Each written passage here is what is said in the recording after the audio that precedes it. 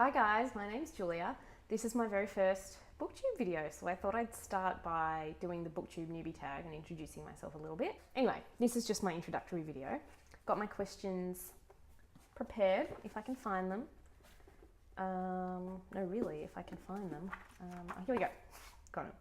So, the first question, why did you start this channel?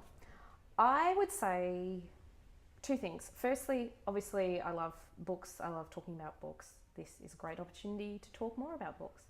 And the good thing about a YouTube channel is I get to talk about books even if no one else listens. Obviously, that sounds bad. Obviously, it's better if other people listen because the main point is to be able to have really good, interesting conversations with other booktubers and viewers from, other countries, people who are interested in all sorts of different books, getting recommendations. I just find that's probably what I love most about Booktube is just the different, all the conversations about books you can have with people from all around the world. I also really love, so the second thing is I really love YouTube. I've watched a fair bit of YouTube for a number of years now. And for a while I've sort of really liked the idea of starting my own channel, but I didn't know what to talk about. Initially, years ago, I thought about doing a beauty channel, but obviously I don't have the skills. I thought about ASMR, but then I really realized that what I love talking about most and what excites me most is books. So I started a Booktube channel. Question number 2 is, what are some unique and fun things you think you can bring to Booktube? Well, I don't know if they're fun, but hopefully they're at least a little bit interesting and maybe unique. I'm a PhD student in American literature. I'm writing about Cormac McCarthy, who you've probably heard of. He wrote The Road, No Country for Old Men. He's written a bunch of other stuff. He's been publishing since the 1960s, but still going. In any case, I know a lot about him, and because I'm studying his books for my thesis, I read a lot of books. Also, I read a lot of non-fiction written about the American South, which is where a lot of his novels take place, but I also read a lot of other contemporary.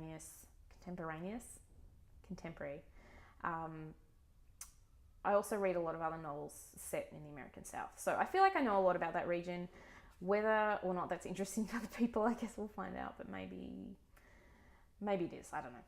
The other thing is I do read a lot of Australian literary fiction, which might be a little bit unique. There are quite a lot of Aussie booktubers, but a lot of them are about YA, which is awesome, but I don't read. I read a little bit. I read some YA, but definitely doesn't comprise the bulk of my reading. So, hopefully people in other countries might be interested to hear about the literary fiction that's going on here. I live in Australia, obviously, probably tell by my accent. And also because a lot of Aussie novels don't get released overseas, or if they do, it's not for a number of years after their initial publication. So maybe it'll be nice for other people to hear about books here before they come out elsewhere. I mean, I love hearing about obscure, books from independent publishers from the UK or Sweden or from wherever.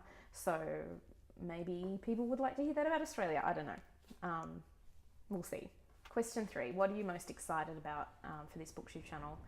Like I said, probably just conversations with other booktubers. Great opportunity to talk about books. Question 4 is, why do you love reading?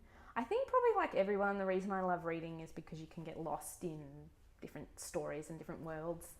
But I also love that reading exposes me to different ideas and different ways of thinking about things. You can read about places you've never been to. It sounds cliched, but you can sort of, to an extent, learn about what it's like to be in someone else's shoes, or how the world affects someone whose life and set of privileges is very different to yours. That said, I feel like reading, it doesn't have to have a function. I feel like it can just be entertaining, and that's equally as valid. But more often than not, even an entertaining book will challenge your thinking or help you see things in a new way. I'm also really into I love watching how different writers can manipulate and use language. I find it so fascinating that there are so many books published,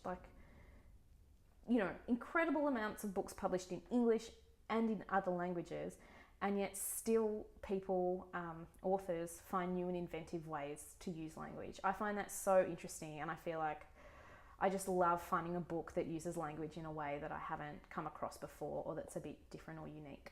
That's probably one of the things I love most about reading. The next question is, what book got you into reading? And I have to say, I don't really remember specifically, because I feel like I've just been reading as long as I can remember. Probably the same for a lot of you. But one of the series I loved most as a kid, and that I found that I reckon has, influenced me and been really inspiring, was the Silver Brumby series by Elaine Mitchell. I'm not sure if that's how you say her name. Please correct me if I'm wrong. So Brumby is the Australian term for a wild horse. So horses aren't native to Australia, but they were brought across when Australia was colonised. And now there are populations in the wild. There still are, and they live in what's known as the Australian high country, which is sort of our mountainous area. Obviously not mountainous like in Europe or South America or North America or Canada or anywhere like that, but they're our most mountainous region, and that's where the Brumbies still live. Anyway, this series followed a herd of Brumbies and different stories about what the horses did, and I loved it. I loved reading about the bush, the horses. I was a very horsey kid. I was a horse rider. And whenever we went on holidays, particularly camping or like a holiday in the bush somewhere, every night I would hope that during the night one of the Brumbies would come to the tent opening or to my window and take me off for a ride in the high country, show me their secret valleys and their favourite drinking spots and all that. So definitely, one of the most important series of books in my reading journey. The next question is, what questions would you ask your favourite booktubers?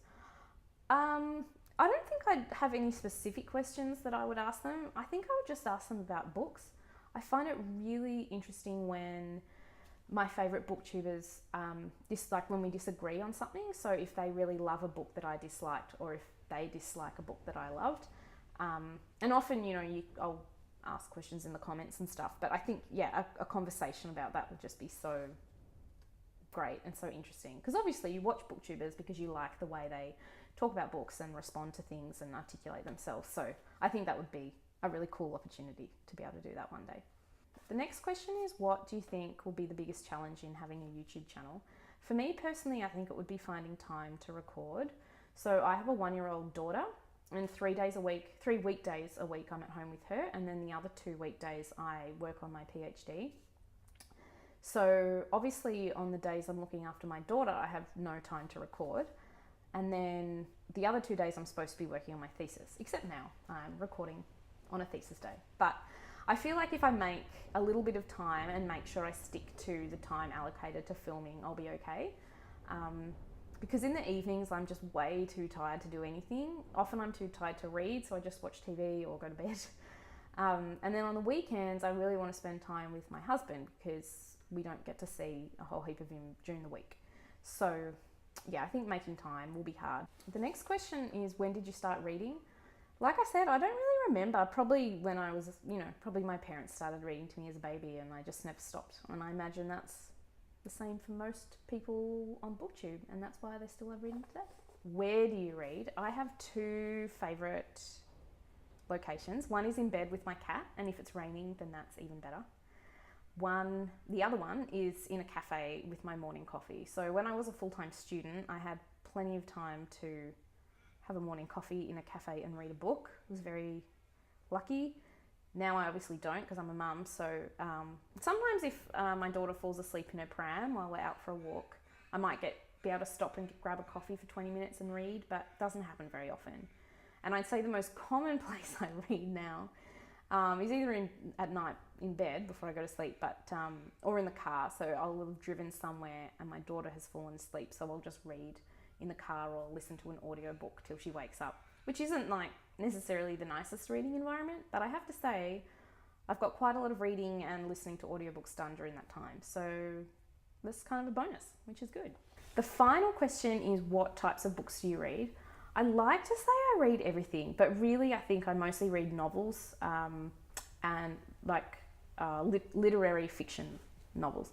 I'd like to read more short story collections. I know everyone says that, but I really would. I've got so many that I've read so many collections that I've read 1 or 2 stories out of, but I'd love to sort of make sure I complete collections more. That's sort of one of my goals. But I read other stuff too. I read a bit of sci-fi, a bit of fantasy. I suppose I don't really read romance, but I would, like, sometimes I do. If it comes recommended, no, why not? I'm always open to new things. I read a little bit of YA. I do read a lot of children's and middle grade fiction. I really love children's and middle grade novels. So you'll definitely see a lot of that on this channel.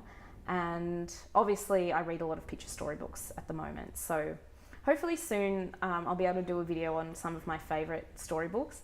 So my daughter recently turned 1 and she received a whole lot of really beautiful kids books, which probably won't stay beautiful for long once she starts trying to eat them and shred the pages. So I might have to keep them out of her reach.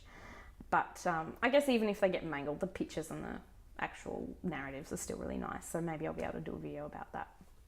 I think that's all the questions. So that was just sort of my introductory video. I'm really looking forward to having more. I've just recorded a like a July wrap up as well, and I'll probably have a TBR coming up soon. And I really want to do a video about my reading goals and sort of hopes and expectations for the rest of this year, because I think, well, I like watching those videos from other booktubers, but I think too it'll be good for me to articulate that.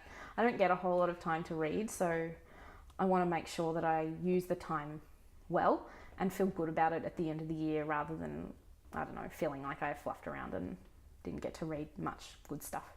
But yeah, hopefully we'll see you soon in another video. Bye.